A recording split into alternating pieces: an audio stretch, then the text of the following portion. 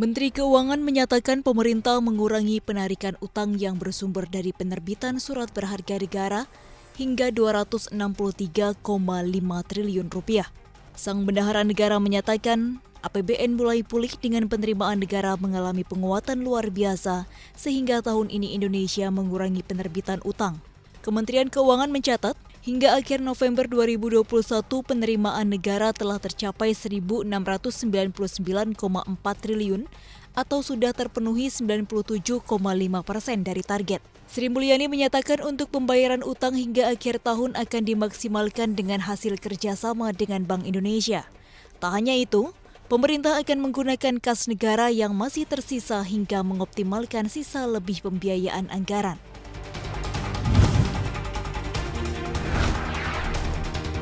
Bank Indonesia melaporkan posisi investasi internasional Indonesia mencatatkan kewajiban neto yang meningkat pada kuartal 3 2021 menembus 275,9 miliar dolar AS atau setara dengan 24,1% dari PDB. Kepala Departemen Komunikasi Bank Indonesia, Erwin Haryono menyatakan, peningkatan kewajiban neto tersebut berasal dari peningkatan posisi kewajiban finansial luar negeri yang melampaui peningkatan posisi aset finansial luar negeri.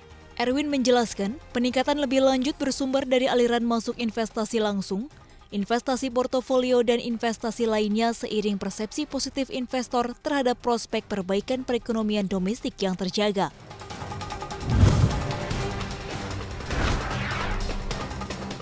BP Tapera resmi menjadi operator investasi pemerintah dalam menyalurkan dana fasilitas likuiditas pembiayaan perumahan atau FLPP mulai tahun depan. Deputi Komisioner Bidang Pemupukan Dana Pengelolaan Dana Tapera, Gatut Subadyo menjelaskan, BP Tapera dapat menginvestasikan dana FLPP yang disalurkan kepada penerima. BP Tapera dapat menginvestasikan dana FLPP yang belum disalurkan di instrumen surat berharga negara dan deposito.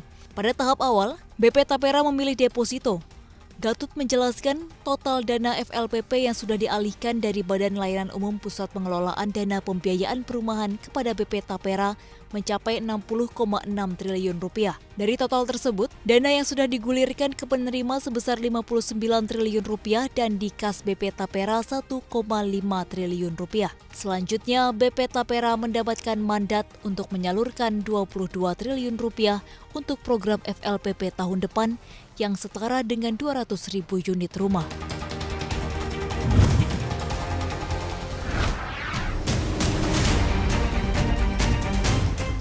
Emiten tambang batubara milik Boy Thohir, Adaro Energi bersiap untuk menyebar dividen interim hingga 350 juta dolar Amerika Serikat atau 5 triliun rupiah.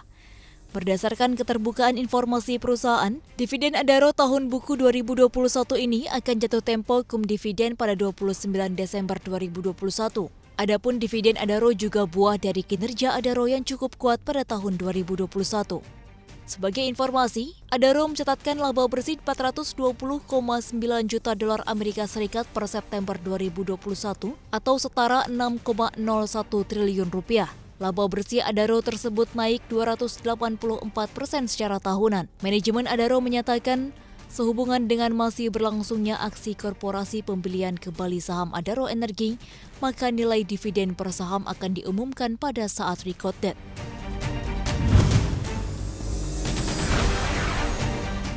Pelaku tindak kriminal mencuri dana bantuan pandemi Amerika Serikat senilai hampir 100 miliar dolar Amerika atau sekitar 1.430 triliun rupiah.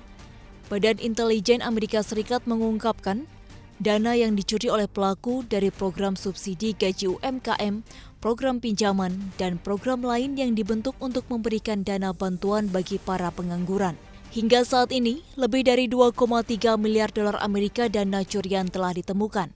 Dari temuan ini, lebih dari 100 tersangka telah ditangkap, yang terdiri dari pelaku individu dan kelompok. Untuk menangani kasus ini, Badan Intelijen menunjuk koordinator baru, yakni Roy Dodson, yang saat ini menjabat sebagai asisten agen khusus.